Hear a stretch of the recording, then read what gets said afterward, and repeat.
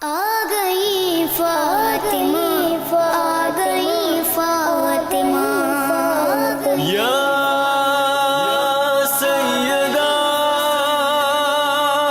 الحمدللہ رب العالمین والعاقبۃ للمتقین والصلاة والسلام علی سید الانبیاء والمرسلین والصلاة والسلام علی آباء سید الانبیاء والمرسلین والصلاة والسلام علی امہات سید الانبیاء والمرسلین والصلاة والسلام علی اعمام سید الانبیاء والمرسلین لا سیمن افضل البشر بعد الانبیاء بالقول الغالب خیر الناصرین سیدنا ابو طالب علیہ الصلاۃ والسلام وعلی آلہ واصحابہ واہل بیتہ وعطرتہ وعشیرتہ اجمعین اما بعد فاعوذ باللہ من الشیطان الرجیم بسم اللہ الرحمن الرحیم انما یرید اللہ لیذہب عنکم الرجس اہل البیت ویطہرکم تطہیرا صدق اللہ مولانا العظیم وبلغنا رسولہ النبی العظیم الرؤوف الرحیم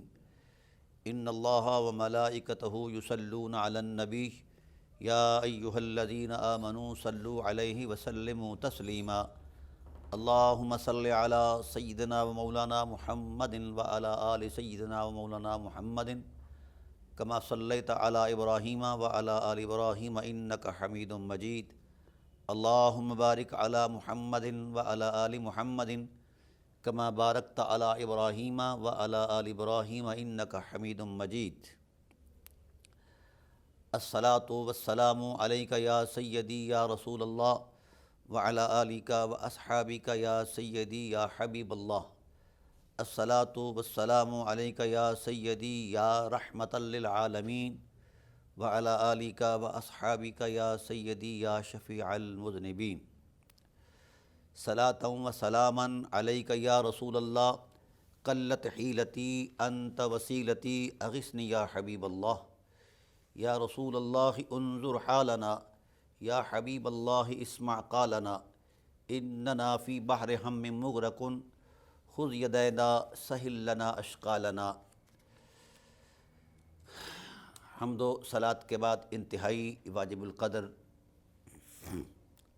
معزز سامعین و ناظرین، بحمد اللہ تعالی ہماری سلسلہ وار گفتگو عصمت حضرت فاطمۃ الزہرا اور قرآن عظیم کے حوالے سے جاری و ساری ہے۔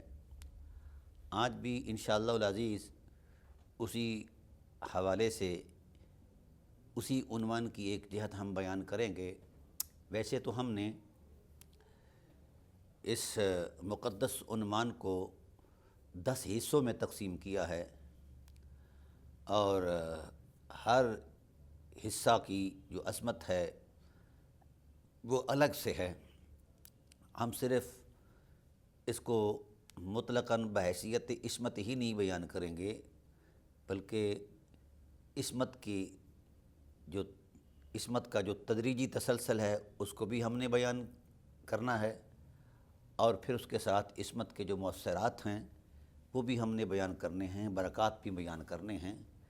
یہ محض مرتبہ نہیں بلکہ اللہ وحدہ لا شریک کی عنایات میں سے ایک خاص عنایت ہے اور ایک بامقصد عنایت ہے۔ کائنات بھر کے اندر جتنا بھی اخلاق کا نور ہے اور عفت اور شرافت کا اور عظمت خلق کی شان و شوکت ہے، محسوس ہے، اس کے پس منظر میں اگر کوئی مؤثر جذبہ ہے تو وہ عصمت کا ہے، اور اسی عصمت کو ہی اللہ نے ان اخلاقی عظمتوں کا معیار بھی بنایا ہے، اور اس کے لیے اللہ وحدہ لا شریک نے اسوہ بھی بیان فرمایا ہے اپنے محبوب صلی اللہ علیہ وآلہ وسلم کی ذات والا صفات کو۔ تو ہم پہلے ان 10 جہات کا آپ کے سامنے تذکرہ کرتے ہیں۔ پہلے تو ہم نفس عصمت پر گفتگو کر رہے ہیں، عصمت فاطمۃ الزہرا صلوات اللہ تعالی علیہا اور قرآن عظیم، اور دوسرا پہلو ہے عصمت فاطمۃ الزہرا کا تاریخی پس منظر، تیسرا ہے مقام عصمت زہرا اور قرآن عظیم کہ جناب حضرت زہرا صلوات اللہ تعالی علیہا کہ عصمت کا مقام کیا ہے۔ اور چوتھا، حرمت عصمت زہرا کا تدریجی ارتقاء اور قرآن عظیم۔ پانچواں، عصمت فاطمۃ الزہرا کا مقام شریعت محمدیہ میں مؤثر شریعت کی حیثیت سے۔ چھٹا، عصمت فاطمۃ الزہرا کی برکات اور قرآن عظیم۔ ساتواں، عصمت فاطمۃ الزہرا کی قطعیت اور قرآن عظیم۔ آٹھواں، عصمت فاطمۃ الزہرا عالم نسوانیت کے اندر اخلاق کی طہارت کا اسوہ کاملہ ہے۔ نوواں، عصمت فاطمۃ الزہرا ایک روشن حقیقت ہے۔ اور دسواں، اللہ وحدہ لا شریک نے اس عصمت کے مقاصد کو بیان فرمایا۔ تو ہم انشاءاللہ العزیز اس تدریجی تسلسل میں چلیں گے۔ ویسے تو اس کی ساری تفصیلات جو ہیں وہ آپ کو مسکین کی کتاب عصمت فاطمۃ الزہرا اور قرآن عظیم میں ہی مل پائیں گی، تاہم یہ بات انتہائی ضروری ہے کہ جب بھی اہل بیت نبوت علیہم الرضوان کی کسی عصمت کا کوئی عنوان ہو تو جو عنوان بیان کرنے والے ہیں ان پر بھی متانت اور سنجیدگی واجب ہے، اور جو سننے والے ہیں ان پر بھی، کیونکہ اس کاشانہ رحمت میں اللہ وحدہ لا شریک کی متانتوں کا نور برستا ہے۔ اللہ وحدہ لا شریک نے اس کاشانہ رحمت کو وہ مقام دیا کہ یہ کاشانہ رحمت مطاف قدسیاں بن گیا، حتیٰ کہ قدسیوں کا رسول حضرت جبرائیل علیہ السلام بھی اس حرم کا طواف کرتا رہا۔ یہ حرم اپنے احترام کی عظمت میں، اپنے وقار اور اپنی پاک دامنی میں اتنا بلند ہے کہ اس حرم کے نفوس قدسیہ کو اللہ نے بھی اور رسول اللہ صلی اللہ علیہ وسلم نے بھی واجب الاتباع قرار دیا ہے، واجب الاطاعت قرار دیا ہے۔ ان کی اتباع کو نبی کریم صلی اللہ علیہ وآلہ وسلم کی ذات نے قرآن کریم کے ساتھ پیوست کر دیا ہے۔ رسول اللہ صلی اللہ علیہ وآلہ وسلم نے ارشاد فرمایا کہ انی تارکم فیکم امرین ان اتبعتموها لن تضلوا بعدی ابدا، کہ تم میں دو عظمت والی چیزیں میں چھوڑے جا رہا ہوں، اگر تم ان کی اتباع میں رہے تو محمد کریم ضمانت دیتا ہے میرے بعد گمراہ نہیں ہو پاؤ گے، راہ مستقیم جو ہے اس پر تمہیں اللہ تعالیٰ کی توفیقات ملتی رہیں گی۔ قابل غور بات یہ ہے کہ جب اتباع اور اطاعت میں ذات وحدہ لا شریک کا پہلا مرتبہ ہے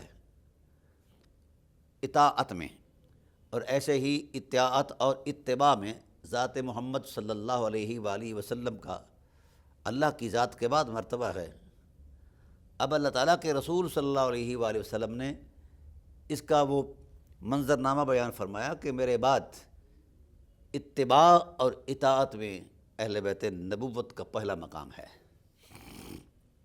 اور جس وقت یہ ارشاد فرمایا، یہ حجۃ الوداع کا موقع ہے جہاں تمام اصحاب رسول موجود تھے، اور اسی میں اللہ تعالیٰ کی ذات نے تکمیل دین کی سند نازل فرمائی تھی۔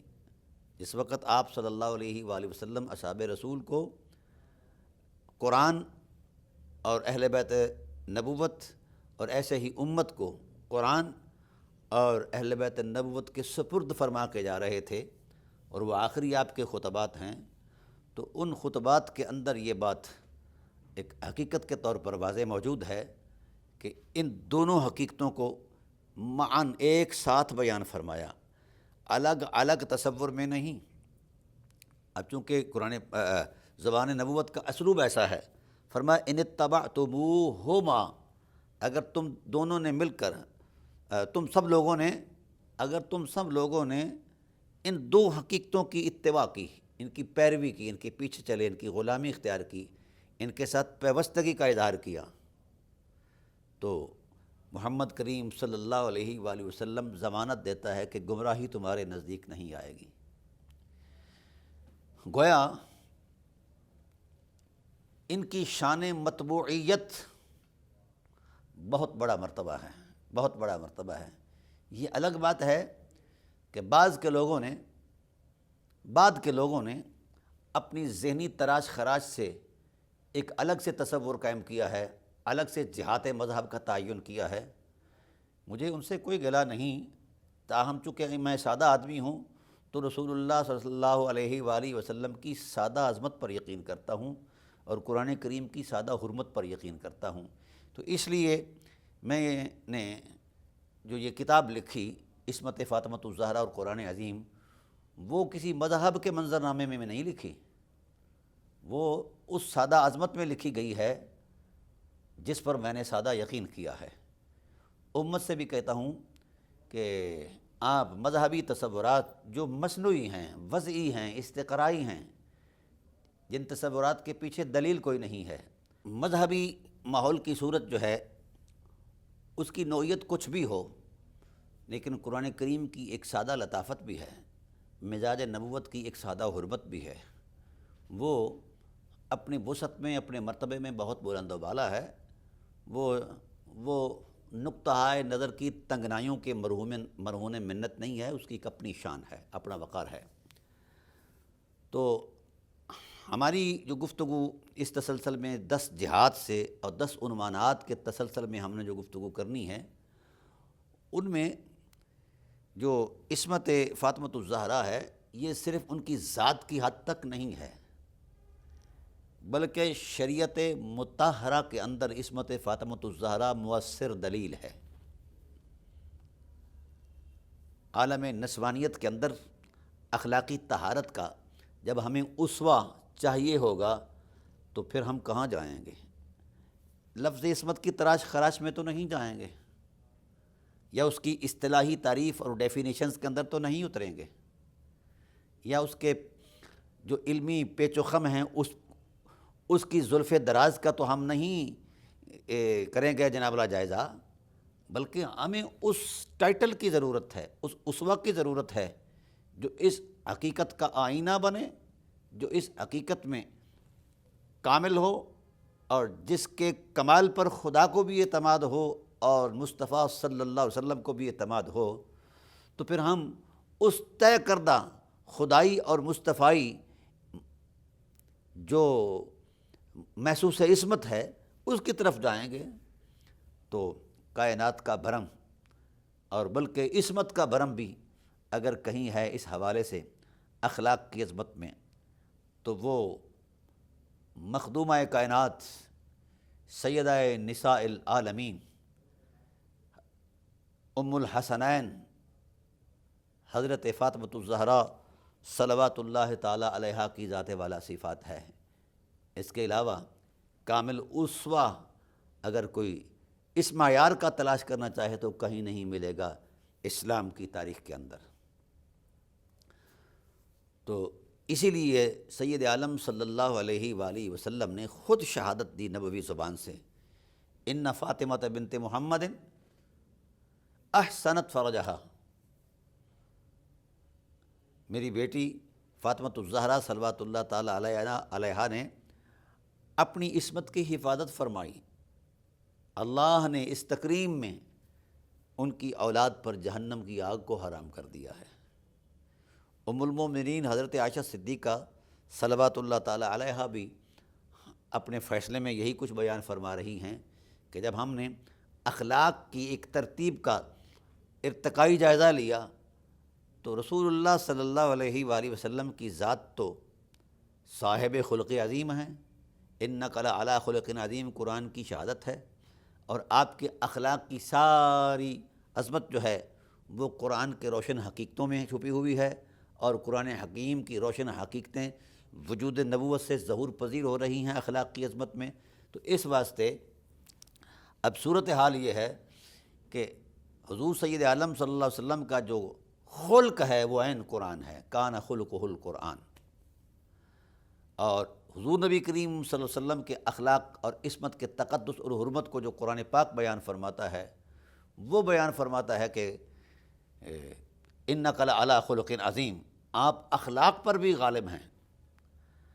اب عین ایسے ہی منظرنامے میں ذات نبوت کے بعد اس کائنات کے اندر اس بزم ہستی کے اندر، اس عالم شہادت کے اندر، اسلام کی کائنات کے اندر، اسلام کی تاریخ میں ام المومنین حضرت عائشہ صدیقہ صلوات اللہ تعالی علیہا کے فیصلے، تجربے، مشاہدے، عقیدے اور یقین کے مطابق ذات رسول کے اخلاق کا اگر کوئی عین وجود ہے، جس میں چال ڈھال کے اندر، گفت و شنید کے اندر، نشست و برخاست کے اندر گفت اور کوئی بھی طرز زندگی ہے اس کے اندر، جس نے رسول پاک صلی اللہ علیہ وسلم کا عین دیکھنا ہو، تو بی بی صاحبہ فرماتی ہیں کہ یہ ذات زہرا صلوات اللہ تعالی علیہا کے علاوہ اور کوئی نہیں ہے۔ ما رأیت احدا اشبہ من رسول اللہ صلی اللہ علیہ وآلہ وسلم۔ رسول اللہ صلی اللہ علیہ وآلہ وسلم کے اخلاق، آپ کی صورت اور سیرت کی حرمت کے عین مطابق اگر کوئی ذات بطور حوالہ کائنات میں پیش کی جا سکتی ہے تو وہ حضرت فاطمۃ الزہرا صلوات اللہ تعالی علیہا کی ذات ہے۔ اس کے علاوہ کسی شخصیت کا ٹائٹل ان کے مد مقابل ان کے سامنے ہوتا، جناب حضرت عائشہ صدیقہ صلوات اللہ تعالی علیہا کے مطالعے میں ہوتا، تو یقیناً کہیں نہ کہیں اس کی نشاندہی کر دیتی۔ اس مسکین کے ناقص مطالعہ کی حد تک تو مجھے کچھ محسوس نہیں ہوا، اور میں نے بڑے بڑے اکابر علماء سے اس بات پر گفتگو بھی کی، بڑے بڑے نامور لوگوں سے، کہ کوئی شخصیت ایسی ہے جس کا ٹائٹل اس انداز کا ہو کہ کہا جائے کہ یہ عین خلق رسول کا عکس جمیل ہے۔ ایسا کہیں نہیں۔ تو پھر میں یہ سمجھتا ہوں کہ امت کو اللہ تعالیٰ کے رسول پر اور اللہ کی ذات پر اور امہات المومنین میں نامور شخصیت جو ہے حضرت عائشہ صدیقہ صلوات اللہ تعالی علیہا کے فیصلے اور فتوے پر یقین کرنا چاہیے۔ اب اس پر چون چراں یا بعض میں جو مذہبی تراش خراش ہے، جس کی کوئی دینی حقیقت کوئی نہیں کسی کے پاس، اب اگر ہم نے یہ گنتی شروع کر دی کس کس مذہب کے منظر نامے میں کیا کیا ہے، تو بہت کچھ ادڑ جائے گا۔ ہمارا یہ نہ یہ منصب ہے، نہ یہ خیال ہے، نہ یہ ذوق ہے۔ ہم چاہتے ہیں کہ حقائق جو ہیں وہ سادہ عظمت کے ساتھ امت تک پہنچ جانے چاہیے، اور وہ یہی حقیقت ہے کہ صاحب خلق عظیم کا اگر عین کوئی وجود ہے تو وہ ذات زہرا صلوات اللہ تعالی علیہا ہے۔ اہل سنت کے علماء کے نزدیک عصمت چونکہ خلقی وصف ہے، اور سید عالم صلی اللہ علیہ وآلہ وسلم اس خلقی وصف کی اعلیٰ معراج ہیں، اور سیدہ ذات زہرا صلوات اللہ تعالی علیہا خلق محمد کا عین ہیں، تو پھر اور کون سی ایسی عصمت ہے جس کی نشاندہی کرنے کے لیے اہل علم پھٹیاں بچھا کر بیٹھ جاتے ہیں اور کہتے ہیں کہ یار ان کے اندر عصمت نہیں ثابت، فلاں کے اندر ثابت ہے، فلاں کے اندر۔ یہ ذاتی زاویہ نظر ہے، اس کے پیچھے دلیل کوئی نہیں۔ قیامت تک کوئی صاحب علم سیدہ زہرا صلوات اللہ تعالی علیہا کے رویوں میں سے کسی رویے کی نشاندہی نہیں کر سکتا کہ یہ عصمت کے خلاف ہے۔ ابھی تو ہم ایک جائزے سے گزر رہے ہیں کہ جناب اللہ ان کے پاس خطائیں تھیں یا نہیں، ممکن تھا یا ناممکن تھا۔ اللہ کے بندو، جس کی پرورش حرم نبوت میں ہوئی ہو اور جس کے اخلاق کا خود رسول گواہ ہو، جس کے کردار کی حرمت اور جس کی پاک دامنی کی گواہ ام المومنین ہوں، اب اس سے مزید کسی نہ تصدیق کی ضرورت ہے، نہ تائید کی ضرورت ہے، نہ کسی رتب و یابس کی ضرورت ہے، اور نہ ہی کسی مذہب کی ضرورت ہے۔ مذہب بہت چھوٹے ہیں مقام زہرا سے۔ جس نے جو بھی مذہب اختیار کیا ہوا ہے، تراشا ہوا ہے، مذہب بنایا ہوا ہے، جو کچھ بھی ہے کسی بھی جہت سے ہے، تو یہ بہت بعد کی تراش خراش ہے۔ ذات زہرا کا مقام بہت بلند ہے اور بہت پہلے سے ہے۔ میں نے آپ کو پچھلے پروگراموں کے اندر ایک تاریخ بیان کی تھی کہ اس کا جو تاریخی پس منظر ہے، جب سے ذات محمد صلی اللہ علیہ وآلہ وسلم کا وجود درجہ علم سے مرتبہ معلوم میں آیا ہے، تو تب سے وہ ساری حقیقتیں جو ذات نبوت کے ساتھ وابستہ ہیں، وہ ساری حرمتیں جو ذات نبوت کے ساتھ وابستہ ہیں، جس کا کوئی تدریجی ارتقاء ہے یا کوئی تسلسل ہے، وہ ہر عظمت، جو عظمت، جو مقام، جو مرتبہ، جو شان، جو عفت اور عصمت کے اخلاقی قدریں ذات نبوت کے وجود عصمت سے وابستہ اور پیوست رہی ہیں، وہی عظمتیں، وہی حرمتیں، وہی وقار، وہی تمکنتیں، وہ ساری عظمتیں ذات زہرا کے اندر موجود ہیں۔ کیوں کہ ذات زہرا کوئی الگ سے ایک نئی صورت نہیں ہے کہ جس کے لیے کسی نئی تراش خراش کی ضرورت پڑ جائے، وہ وجود نبوت کا حصہ ہیں۔ ذات زہرا صلوات اللہ تعالیٰ علیہا وجود نبوت کا حصہ ہیں، اور حصوں میں سے وہ حصہ ہیں جو سب حصوں سے بلند ترین حصہ ہے، اہم ترین حصہ ہے۔ تو پھر ہم اس اہمیت کے پیش نظر یہ دیکھ لیں، جس کو نبی اپنا دل کہہ رہا ہے، نبی اپنا جگر کہہ رہا ہے، تو جگر نبوت کے اندر جو حکمتیں کار فرمات تھیں، جو حرمتیں نازل ہوتی تھیں، وہ سب کو سب مزاج فاطمۃ الزہرا صلوات اللہ تعالیٰ علیہا کے ذات میں موجزن بھی ہیں، موجود بھی ہیں، اور آپ کی برکات سے کائنات کے اندر مؤثر بھی ہیں، اور ساری شریعت کے اندر بھی مؤثر ہیں۔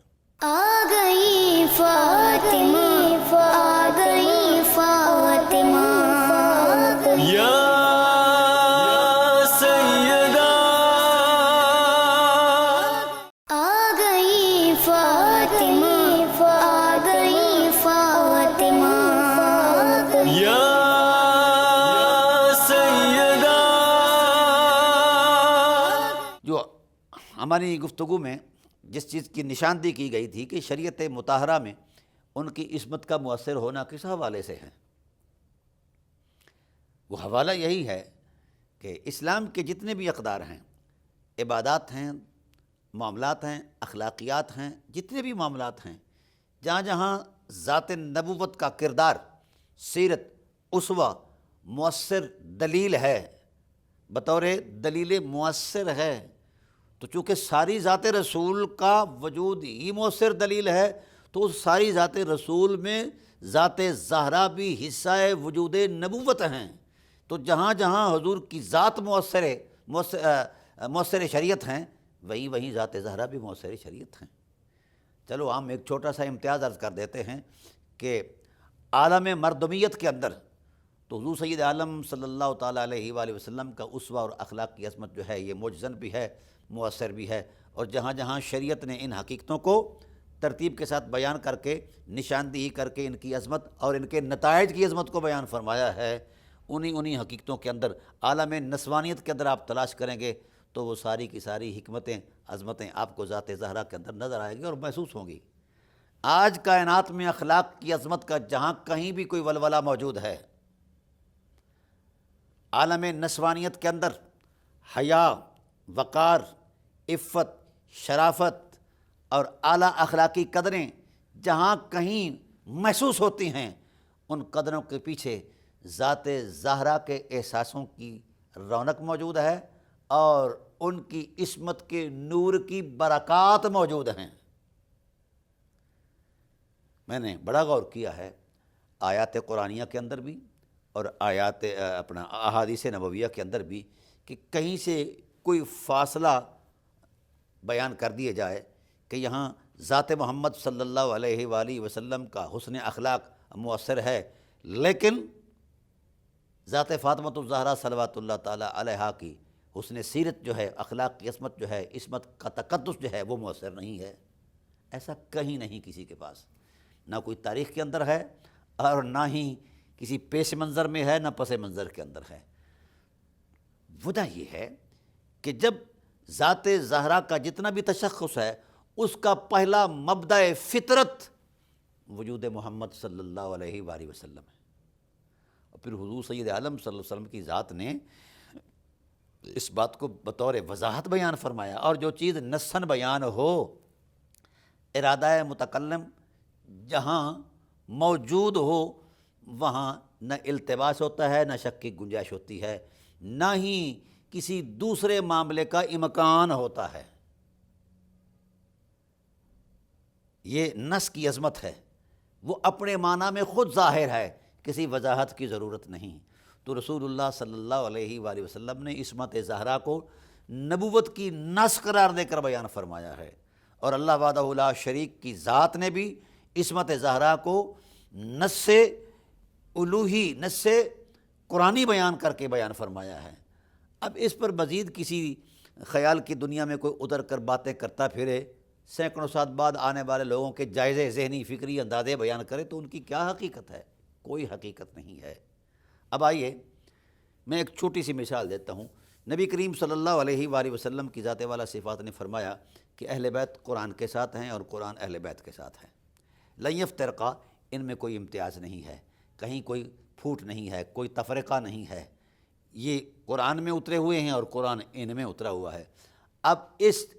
اب اس وحدت کی جو عظمت ہے وہ ہم کس زاویہ نظر سے کیا محسوس کریں اور اس کو کس منظر نامے میں کس نظریے میں پیش کریں کہ کس جہت سے وہ وابستہ ہیں۔ قرآن تو میں بھی پڑھتا ہوں، الحمدللہ حافظ قرآن ہوں، 40 کے قریب میں نے مصلح سنائے ہیں، تو کیا یہ کہنا کہ میرے ساتھ قرآن ہے اور میں قرآن کے ساتھ ہوں؟ ایسا وقت آ سکتا ہے کہ میں قرآن سے دور ہو جاؤں، اور بہت سارے میرے جیسے بھٹک گئے، پڑھا ہے چھوڑ دیا ہے۔ اللہ تعالیٰ اس اذیت ناک گناہ سے اللہ تعالیٰ محفوظ رکھے اس امت کو۔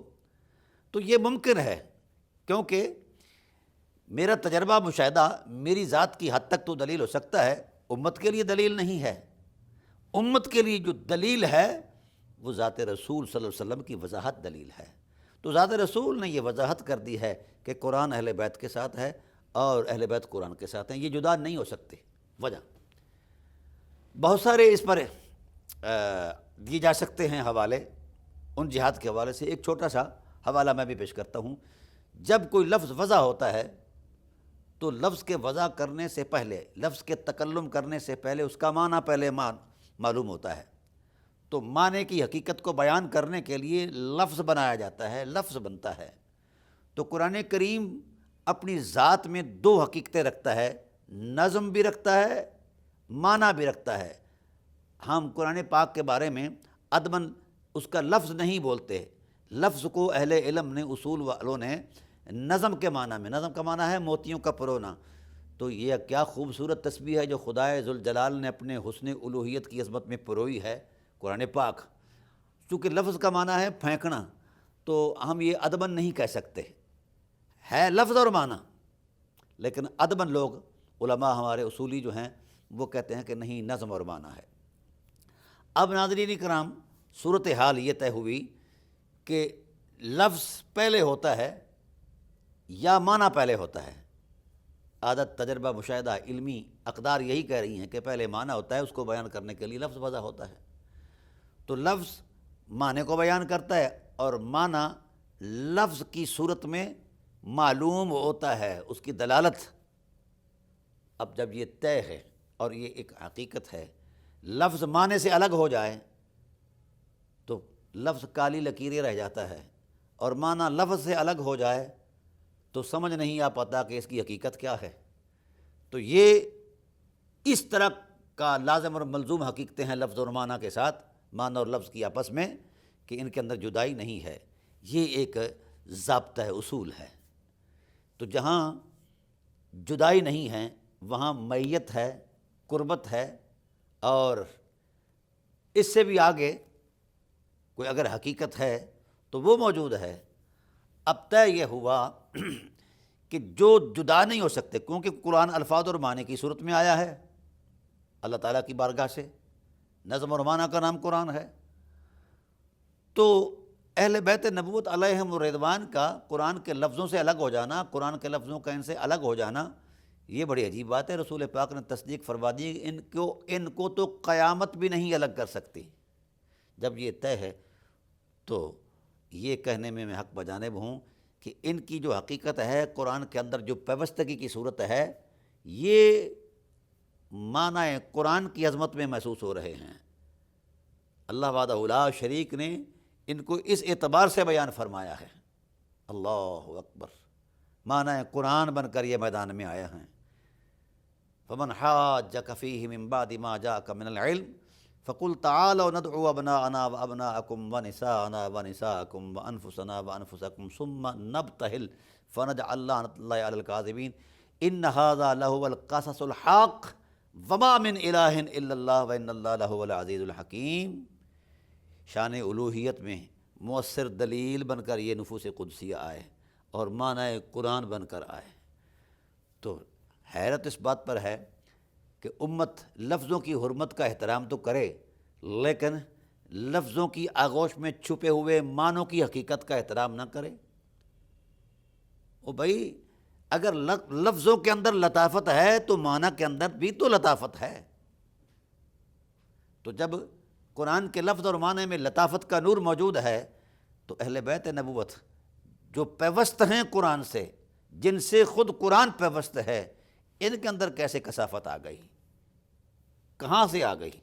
کوئی بندہ کسی سائنسی طریقے سے ہی جناب بیان کر دے اور انگشت نمائی کر دے کہ فلاں جگہ کثافت محسوس ہوتی ہے، تو جب کائنات کے کسی محقق کے پاس ایک لفظ نہیں قیامت تک کہ اہل بیت نبوت کے نفوس قدسیہ کے اندر کسی کثافت کی نشاندہی کر پائے، تو پھر مولانا صاحبان کو کس نے حق دیا ہے کہ وہ عصمت زہرا پر بحث و تمیز شروع کر دیں اور ہم نہیں مانتے، ہم یہ مانتے ہیں، ان کے اندر خطائیں ہیں یا نہیں ہیں، فلاں فلاں فلاں؟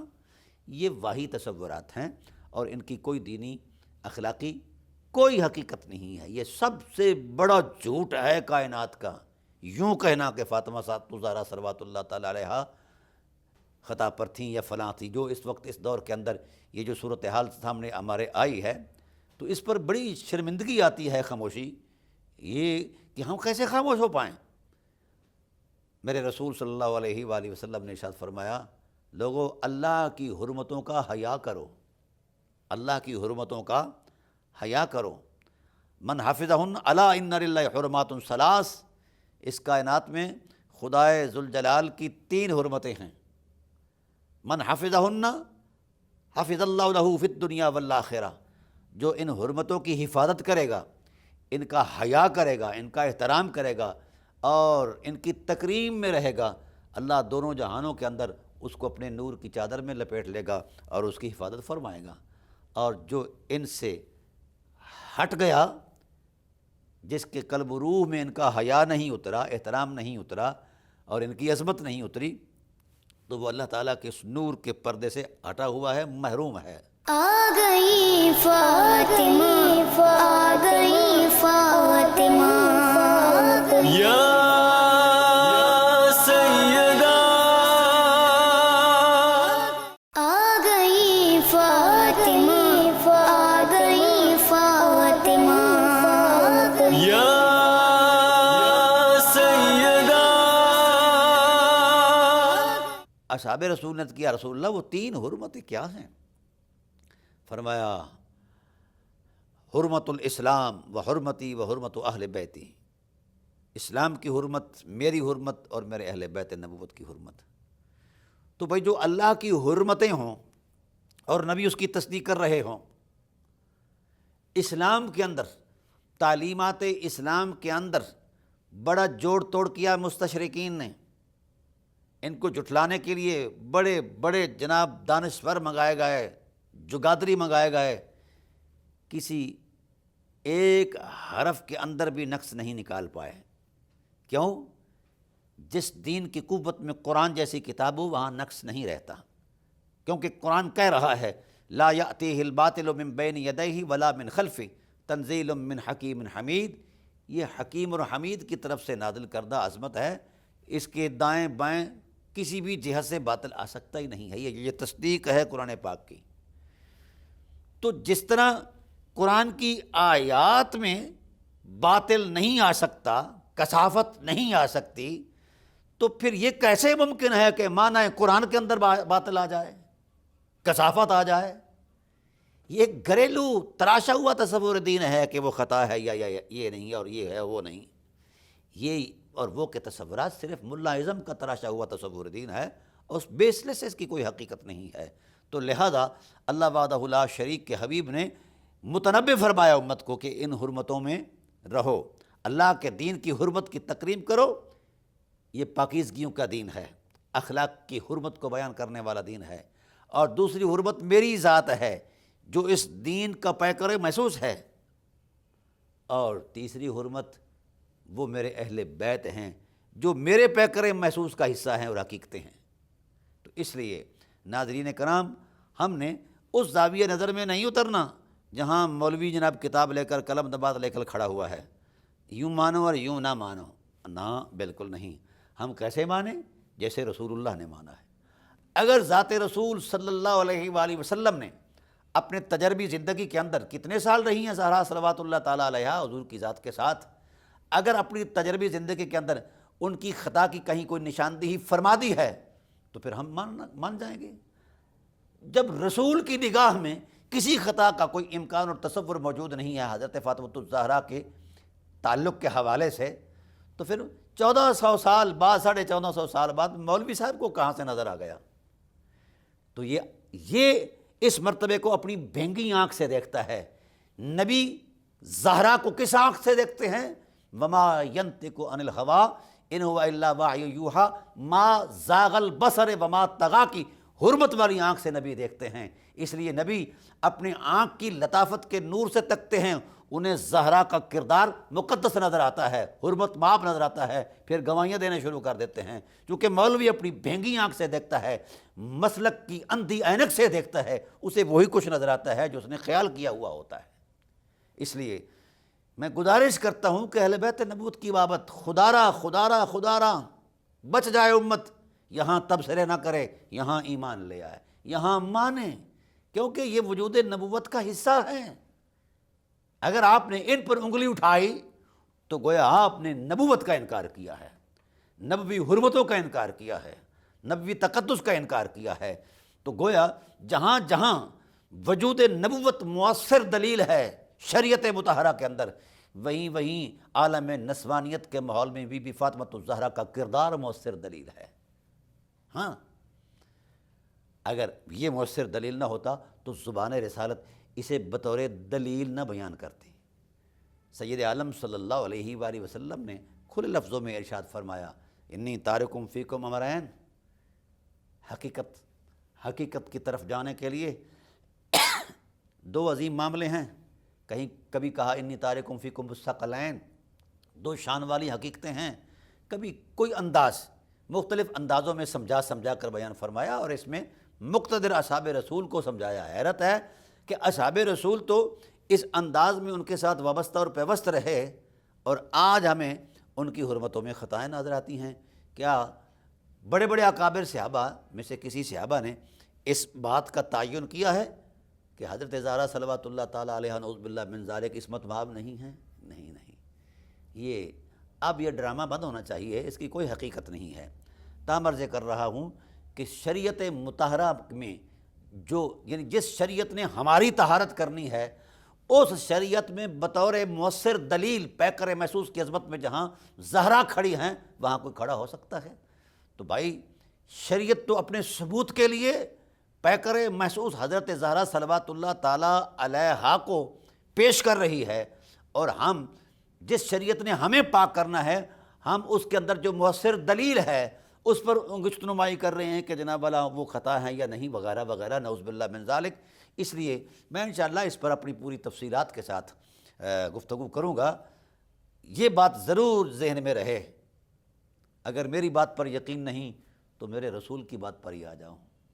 رسول اللہ صلی اللہ علیہ وسلم نے ارشاد فرمایا، یہ جو شریعت کے اندر نماز ہے یہ دین کا ستون ہے، اور دین کے ستون کی حرمت یہ ہے کہ جس نے اس کو قائم رکھا اس نے دین کو قائم رکھا، اور جس نے اس کو گرا دیا، اس کا احترام نہ کیا، اس نے سارا دین گرا دیا. اب نماز ایک بہت بڑی عظمت ہے اور خدا کی عبادت ہے. اس کا اول تا آخر ہر احساس اللہ کی بندگی کی طرف مشیر ہے. حضور سید عالم صلی اللہ علیہ وسلم نے ارشاد فرمایا کہ جس شخص نے نماز پڑھی بڑی کمال کی، اور کعبۃ اللہ کے وسط میں کھڑے ہو کر پڑھی، اور اس کے ارد گرد بڑی بڑی عظمتیں ہیں، رکن اور مقام ابراہیم ہے جہاں قبولیت ہی قبولیت ہے. کامل نماز پڑھنے والا نماز پڑھتے پڑھتے اپنے اس کمال تک پہنچتا ہے جہاں نماز کی قبولیت کی تصدیق ہوتی ہے. لیکن اگر وہ نماز پڑھتے ہوئے حضرت زہرا کا احترام نہیں کرتا، نماز میں ان کی حرمت میں سلام پیش نہیں کرتا، صلاۃ پیش نہیں کرتا، لم تقبل الصلاۃ، لم تقبل الصلاۃ، لم تقبل الصلاۃ. اس مولوی صاحب کی، اس پیر صاحب کی، اس فلاں صاحب کی کوئی نماز نہیں ہے، کوئی نماز نہیں ہے، کوئی نماز نہیں ہے.